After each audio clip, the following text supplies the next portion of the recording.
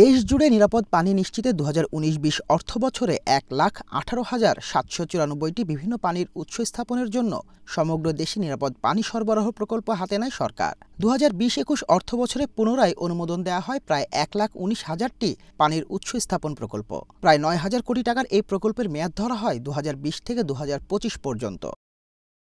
জনস্বাস্থ্য প্রকৌশল অধিদপ্তরের অধীনে এই প্রকল্পের 50% স্থানীয় সংসদ সদস্য এবং বাকিটা ইউনিয়ন ওয়ার্কস কমিটি বরাদ্দ দেওয়ার কথা, কিন্তু সেখানেই হয়েছে হরিলুট। টাকার বিনিময়ে নলকূপ বা সাবমার্সিবল পাম্প দেয়া, নিকট আত্মীয় ও দলীয় লোকজনের নামে বরাদ্দ দেয়া, নিম্নমানের পাইপ ও সামগ্রী ব্যবহার, একই স্থানে কয়েকটি নলকূপ স্থাপন সহ ব্যাপক অনিয়মের অভিযোগ উঠেছে এই প্রকল্প নিয়ে। শুধু তাই নয়, যেখানে নলকূপ স্থাপনের আগে পানি পরীক্ষা করার কথা তাও মানা হয়নি এখানে।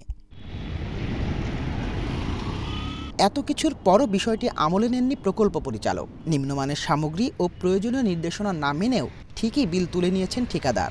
অনেক স্থানে বরাদ্দ না দিয়েও তুলে নেওয়া হয়েছে টাকা।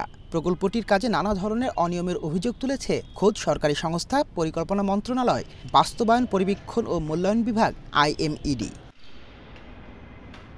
এসব নিয়ে জানতে চাইলে বর্তমান প্রকল্প পরিচালক সাবেক পিডি তুষার মোহন সাধু খার উপর দায় চাপান। আপনি যে রিপোর্টগুলি আছেন রিপোর্ট সাবমিট করেন অথবা কোনো রিপোর্ট করেন।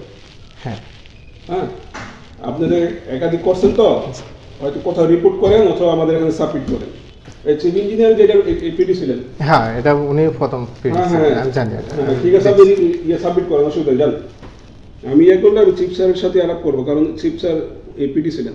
অন্যের ঘাড়ে দায় চাপালেও বর্তমান পিডি মোহাম্মদ হানিফের বিরুদ্ধে উঠেছে বিস্তর অভিযোগ। নারায়ণগঞ্জ 4 আসনের সাবেক সংসদ সদস্য নজরুল ইসলাম বাবুর ঘনিষ্ঠজন এই প্রকল্প পরিচালকের নিজ গ্রাম 2,500-এ রয়েছে কোটি টাকা মূল্যের আলিশান বাড়ি, ছিল বিশাল গরুর খামার, রয়েছে কয়েক বিঘা জমি। রাজধানীর উত্তরাতেও নাকি তার বাড়ি ও ফ্ল্যাট রয়েছে বলে অভিযোগ উঠেছে। মোহাম্মদ হানিফের আভিজাত্যের কথা স্বীকার করেন তারই আপন ভাই। স্থানীয়দের সাথে কথা বলেও এর প্রমাণ মেলে। 70টা গরু পালা যায়, 200 গরু নাকি আপনাদের পালা জায়গা আছে এইখানেই 70টা পালা যায়, শুধু এই ঘরে মানে ঘরই আছে 70টা। হ্যাঁ, তারপরে এই যে এই ঘর আছে, এই নিচতলা পুরোটা ক্যাপাসিটি ছিল। তারপরে এই জায়গাগুলি সম্পূর্ণ আমাদের, এই জায়গাগুলি ভরাট করার চিন্তা ভাবনা আছে। ওইটা মানে ওনার প্ল্যান ছিল যে এই দিক দিয়ে সম্পূর্ণ শিট করবে আর কি।